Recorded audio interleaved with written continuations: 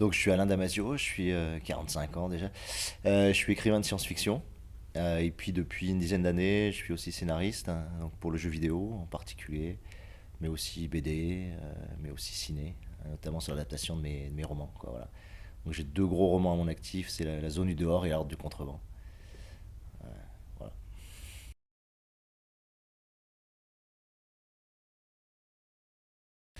Bah, l'événement, moi je trouve c'est fabuleux parce que c'est un événement qui part de complètement de zéro, quoi. C'est un événement ex nihilo qui a germé là cette année, donc voilà, qui permet pour moi surtout d'aider les projets. Et un prix de 100 000 euros, c'est unique, je crois, dans l'histoire du soutien aux jeux vidéo, en tout cas dans le cadre français. Donc c'est hyper précieux parce que ça fait vraiment faire la différence pour tous les projets qu'on a vus. La somme permet de basculer vers la réalisation du jeu quasiment. Donc c'est précieux, c'est une somme décisive en fait, et donc c'est pour ça que je trouve ça vraiment intéressant. Puis autour, tout ce qui a été bâti autour, entre les tables rondes, les conférences, le prestige des invités, ouais, je trouve que c'est une très belle première édition pour un événement qui démarre quand même.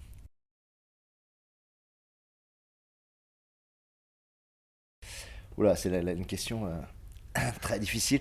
En ce moment, je suis sur plusieurs projets à la fois. C'est ça qui est assez complexe. Bon, en partie, je suis ce qui se passe sur l'adaptation de l'Ordre du Contrevent en film et en jeu vidéo.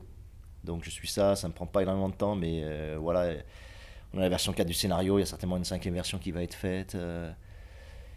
Il y a le jeu vidéo, il y a le Kickstarter qui a été fait, qui a échoué, mais qui va être relancé. Donc c'est de suivre ça. En deuxième projet, j'ai Les Furtifs, mon prochain roman, mais qui pour l'instant est développé en projet transmédia sur le sonore, vraiment.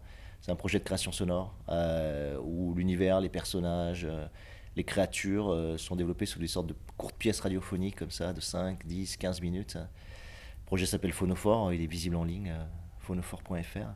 Et c'est un très beau projet, très pur, parce qu'il développe vraiment l'imaginaire du roman, vraiment par le son, par les oreilles, et avec du son spatialisé en binaural, donc c'est assez original, assez pointu.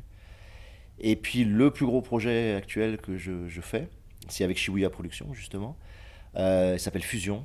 Donc c'est ce qu'on appelle une BIM narrative transmédia, c'est-à-dire que je bâtis alors là, la totalité d'un univers avec une équipe autour de l'idée de l'eau comme support de la mémoire humaine. Voilà. Donc c'est à partir de ce concept, on développe énormément de récits pour des mangas, pour des BD, pour des séries télé, pour des films, etc. Donc on bâtit une matrice comme ça de récits en espérant ensuite les dériver, faire des œuvres dérivées à partir de ça. Mais on bâtit vraiment l'univers là. Et ça va durer une bonne année.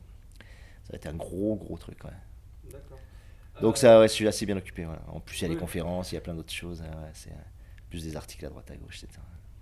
justement, là, tu disais, tu parlais donc d'un projet sonore. Ouais. J'ai vu que tu avais un studio d'art sonore. Est-ce que tu fais d'autres choses que tu as fait auparavant avec Ouais, on a fait donc on a créé Tarabuste, un studio à Montpellier là-dessus pour vraiment porter le projet des furtifs. Mais on a aussi fait une pièce radiophonique là, 53 minutes pour le Festival des Libertés à Bruxelles, qui est un festival laïque qui a lieu chaque année, qui est un très beau festival militant, résistant, que j'aime beaucoup.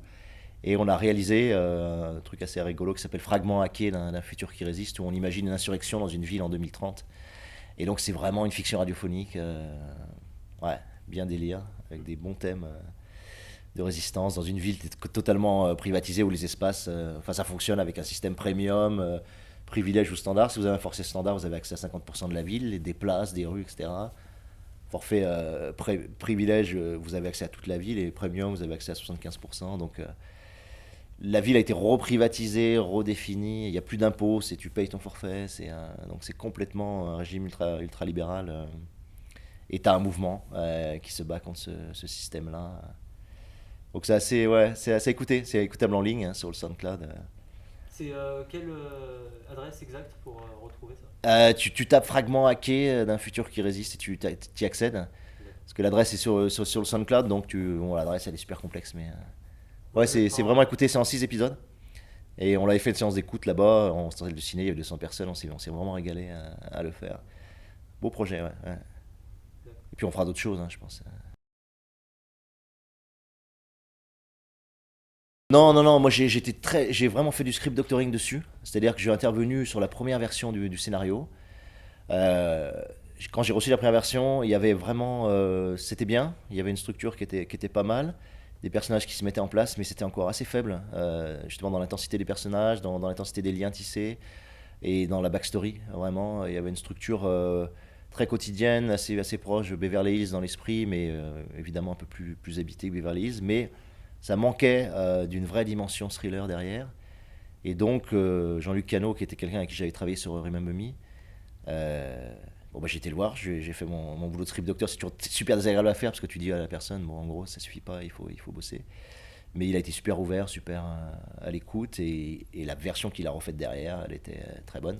Et c'est la version qui est sur le jeu. Donc je suis content d'avoir contribué, voilà, à améliorer.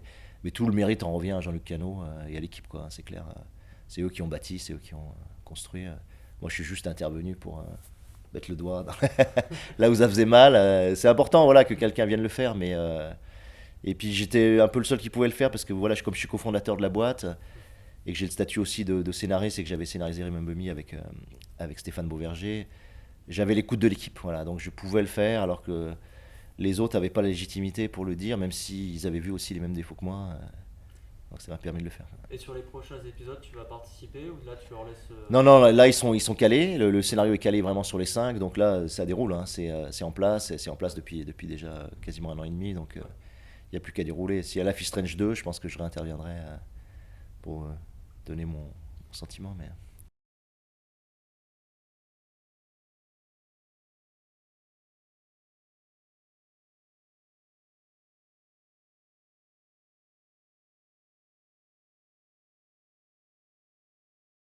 Bah moi, je le dis toujours, quoi. Moi, la mise en image m'apporte rien. Voilà, ça m'apporte strictement rien. J'ai des personnages en moi, j'ai une perception kinesthésique des personnages, c'est-à-dire que je les sens d'un point de vue corporel, auditif, mais pas d'un point de vue visuel. Je serais pas capable, même étant un très bon dessinateur, je pourrais pas dessiner Golgoth ou Aoi ou Orochi, aucun des personnages du livre, parce que pour moi, ça n'a pas d'importance. Une personne ne se définit pas par les traits de son visage ou par son costume, elle se définit par son type d'énergie, son rapport au monde, sa pugnacité, ses valeurs morales, etc. Donc le livre d'ailleurs est très peu visuel quand tu lis vraiment attentivement. Il y a un seul personnage qui est Pietro qui porte la vision, les autres portent des sensations très très différentes. Et surtout beaucoup de sensations intérieures que permettent le roman. Du coup, bon, moi oui, ça me bloque l'imaginaire en fait. Quand on met un visage ou un personnage concret sur mes personnages, ça me verrouille l'imaginaire. Et ça me pollue, même moi, par rapport au tome 2, ça me pollue un peu, quoi, tu vois, sur le... Il y a quand même un côté c'est, visuel avec les symboles par Ouais, personnage. mais si tu veux, c'est du visuel complètement abstrait, quoi, tu vois. C'est-à-dire qu'il y a un côté des typoétique, comme on dit, tu vois, on joue avec la typo pour générer une forme de poésie, euh, mais ça reste suffisamment abstrait pour pas te bloquer, quoi, tu vois. C'est un support, mais c'est pas. Alors que quand tu vois un personnage en armure, avec un visage, avec une expression, avec des couleurs, avec un costume, bon, ben, on te dit, voilà, Golgoth, c'est ça. Voilà, accepte-le, voilà Golgoth, tu vois. Or, pour moi, Golgoth, c'est tout, voilà, c'est tout sauf ça, quoi. C'est beaucoup plus fort que ça, c'est beaucoup plus complet que ça, c'est beaucoup plus riche que simplement une image qu'on va apporter. C'est pour ça que je bosse beaucoup sur le sonore, parce que le sonore permet de ne pas bloquer l'imaginaire. Tu vois, le sonore est un très bon support pour laisser l'imaginaire se déployer, pour que les gens se forment les images. Et puis je trouve qu'on est saturé d'images, voilà. Je veux dire, des films d'Heroic Fantasy, des BD d'Heroic Fantasy, des jeux vidéo d'Heroic Fantasy, il y en a eu des milliers, quoi. Et quand je vois les designs qui sont faits, c'est super. Là, sur la BD, enfin, Eric Elino fait un super boulot, par exemple. Mais malgré tout, bah, forcément, ça vient retomber ou ça vient ressembler à des choses déjà faites, quoi. Donc, même si j'aime beaucoup ce qu'il fait, ouais, il y a un effet de blocage, ouais, je trouve. Ouais.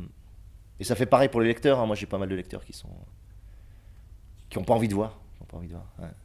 Donc tout peut passer par l'écriture, il n'y a pas de Ah problème. bah, non, mais honnêtement, moi, je dis pas ça parce que je suis écrivain, mais je trouve que l'écriture, le livre reste l'art majeur en termes de potentialité imaginaire. C'est-à-dire que tu peux pas développer plus de choses qu'un livre, tu vois, parce que au cinéma, bah, tu as une vision extérieure. En gros, tu utilises bah, le son, voilà, et l'image, quoi. Dans un livre, tu fais appel à toutes les sensations, quoi. Et il y a des choses, il y a des phénomènes d'intériorité extrêmement vastes, extrêmement complexes, à des dimensions philosophiques, spirituelles, qui sont très très difficiles à rendre en film. Je veux dire, en film, moi j'ai scénarisé, voilà, j'ai bossé sur le scénario de La Horde, l'adaptation. En gros, je dois avoir allez, 8 lignes de dialogue possibles pour placer, j'exagère, j'en ai peut-être 12 en tout, mais pour placer la spiritualité du bouquin, tu vois. Donc tu t'es fait une sorte de résumé, de mantra, quoi, tu vois, de phrases à la Yoda, tu vois, pour essayer de faire passer ce que tu veux faire passer, mais c'est juste dérisoire par rapport à ce que tu peux véhiculer dans un livre. Donc un livre, de toute façon, il faut pas rêver, il sera toujours beaucoup plus complet enfin, à mon sens, hein, qu'une BD, qu'un film, qu'un jeu vidéo, que n'importe quel. C'est le médium le plus complet, ouais, mais enfin, même de très loin, hein, de très loin, je trouve.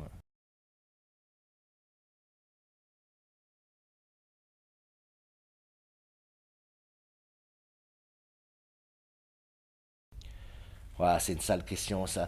Euh, Parce que c'est très compliqué au niveau éthique. Moi, ça peut me poser des problèmes, notamment sur ce Kickstarter-là. Euh, Parce qu'on a eu les moyens avant de le financer autrement et qu'on a échoué, quoi. Il faut dire les choses. Il y a eu un prototype, ce prototype n'a pas fonctionné, donc on a relancé un Kickstarter. Donc, moi, ça me gêne un petit peu quand même.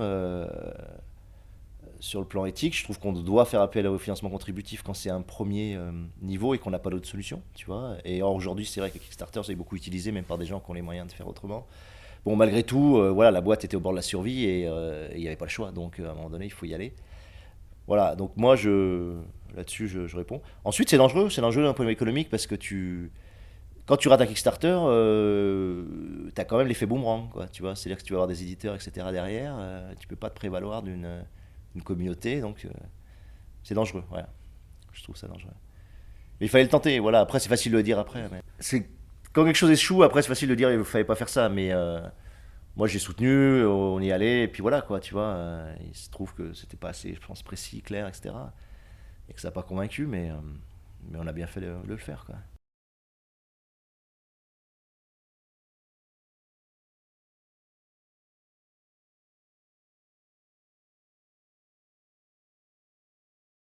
C'est super dur. La vérité, c'est que l'autofinancement, c'est ton temps de travail, quoi, tu vois. C'est qu'on est dans des industries qui sont des industries de la matière grise, tu vois. Je veux dire, tout le monde a des PC, c'est pas ça qui coûte, quoi, tu vois. Donc c'est uniquement du temps de travail, du temps de création.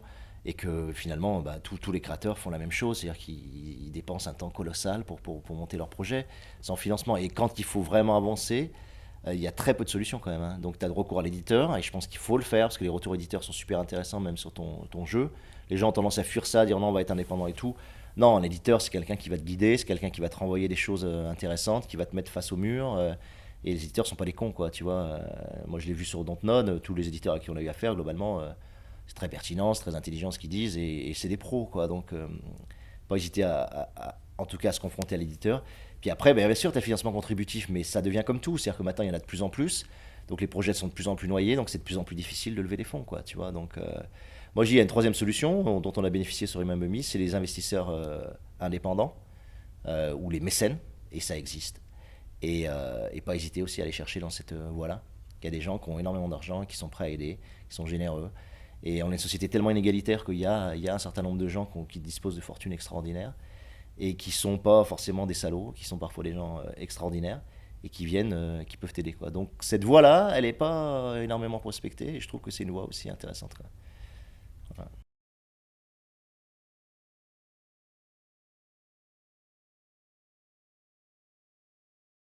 Non, mais je suis pas très critique sur les nouvelles technologies. Moi, je les utilise tous les jours. Je suis un fan d'Internet aussi. Tu vois, je m'y suis mis très très tôt. Je suis critique de l'espèce de techno euphorie qu'on essaye de nous marteler d'un point de vue marketing, publicitaire, économique, comme si le seul moyen de s'émanciper aujourd'hui, c'était d'utiliser les technologies, quoi. Tu vois, moi, je crois qu'il faut revenir à la puissance personnelle, à la puissance intérieure, et puis arrêter de croire que parce que tu as un smartphone ou un iPhone 6, tu as accès à tout ce que tu dois pouvoir faire dans le monde, quoi. C'est juste cette espèce de martelage techno-capitaliste que je trouve complètement superficiel et qui fausse et qui crée beaucoup de frustration aussi, et qui m'exaspère. Voilà. Et là, on est dominé on le sait, par les quatre grands groupes, le fameux GAFA, Google, Amazon, Facebook, Apple, qui représentent quand même le PIB du Danemark, quoi, pour dire la puissance de ces groupes-là. Et eux, voilà, ils essaient d'instaurer une société dans laquelle la technologie devrait être la solution définitive et surtout la libération définitive de tous, alors que voilà, c'est extrêmement inégalitaire et la plupart de ce qui est amené technologiquement aujourd'hui relève pour moi du gimmick ou du gadget, quoi, et pas réellement utile. Donc, je suis critique par rapport à ça, quoi, tu vois. Je trouve qu'on perd des choses essentielles, quoi, voilà. On essaie de nous faire croire que chaque avancée technologique est un pas en avant en termes de progrès, alors que la plupart de ce qui sort aujourd'hui, je dirais 3 choses sur 4 qui sort aujourd'hui, est inutile, gadgetisé et superflu, tu vois. Il faut aller chercher la chose sur 4 qui sert et qui est positive, tu vois. Donc il ne s'agit pas d'être contre, mais il faut être super vigilant. Moi, je suis techno-vigilant, voilà. Je suis techno, j'arbitre, j'essaie d'arbitrer dans le champ technologique.